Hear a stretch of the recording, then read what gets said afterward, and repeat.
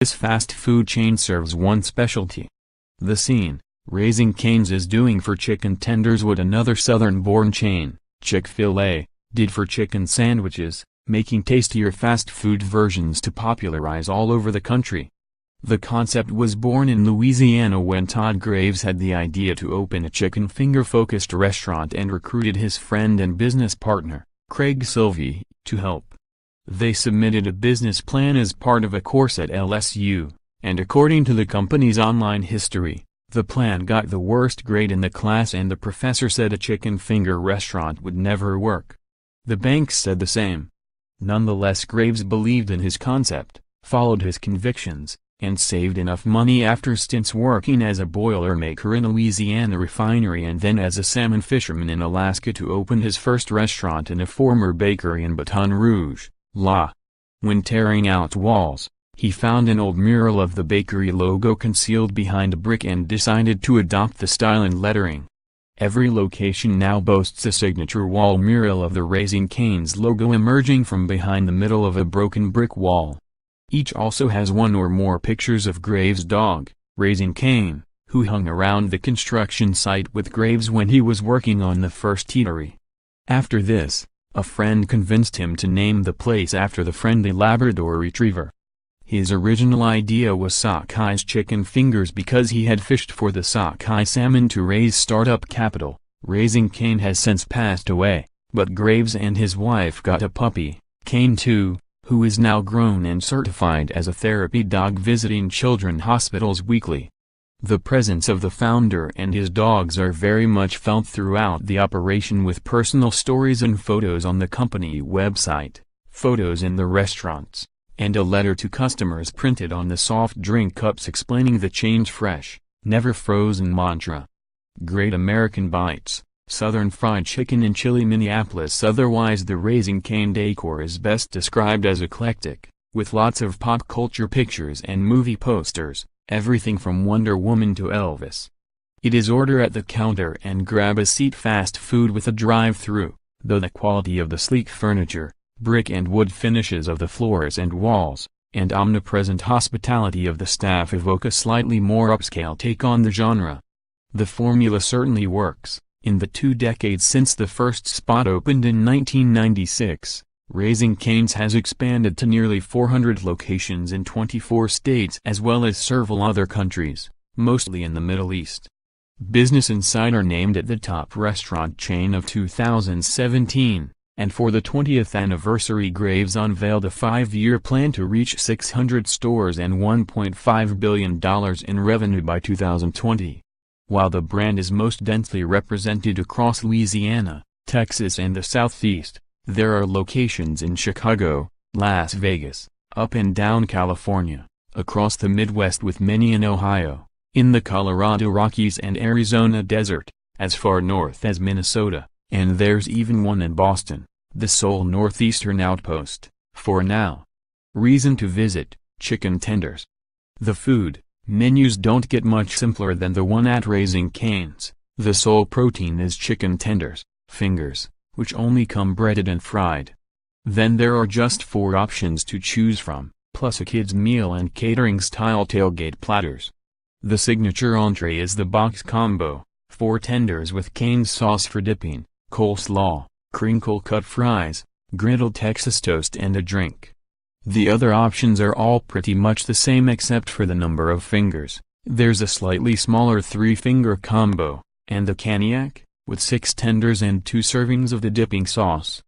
The most radical departure on the menu is the sandwich combo, which is simply 3 tenders on a roll with lettuce and cane sauce, served with fries and a drink but no slaw. You come to Cane's for the chicken tenders and there is nothing else you can have. Even the tailgate platters are simply trays of 25, 50, 75 or 100 fingers and appropriate amounts of Cane's sauce. This is a secret recipe that fans have reverse engineered and shared online, basically a mix of ketchup and mayo with Worcestershire sauce and spices added. So how has Raising Cane's become so successful selling essentially one item? The chicken fingers taste great, and for the big chain fast food world, the quality is high. The restaurant uses only chicken breast tenderloins, the strip of meat on the underside of a chicken breast that is considered a premium cut in the poultry business, and these are never frozen. Each restaurant receives a continuous supply of fresh tenderloins, and then the meat is only cooked to order, never in advance. No heat lamps here. The chicken is marinated for extra flavor and juiciness, and when you order, staffers hand dip and bread the chicken, then fry it in canola oil, calling out diners' order numbers when it's ready. The process moves quickly even with the cook-to-order strategy, and it's worth the very short wait. The chicken tenders are juicy, meaty, generously sized and taste real, like chicken, not the chopped and reformed breaded patties many places use. The pink-hued cane sauce is a good complement, tangy and slightly spicy with the consistency of a creamy dressing like ranch, but the menu could benefit from other options like barbecue or honey mustard. Thought the model seems to be very much about keeping it simple and focused, and if it ain't broke, don't fix it.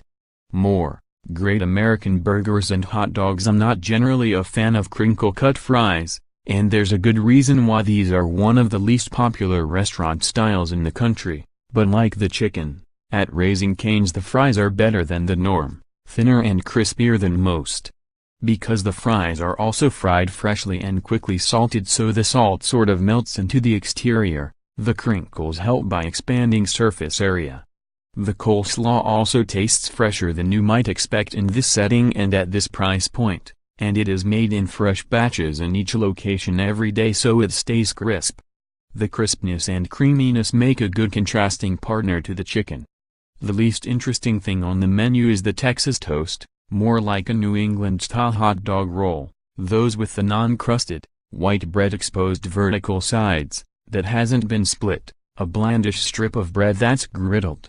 On the other hand, the roll for the chicken sandwich is very good, much better than other fast food places, sweet and eggy with a bit of yellow color, but there is so much cane sauce, on top and bottom, and a lot of chicken jammed in, that it is very sloppy to eat, and not recommended for in-car consumption.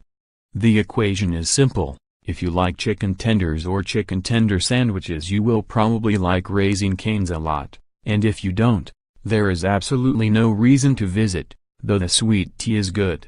The final piece of the well-oiled machine here is the staff. I find them consistently very friendly at every location, and not just at the counter, as there are smiling employees roaming the restaurants making eye contact and constantly cleaning up, something I don't normally see at fast food chains.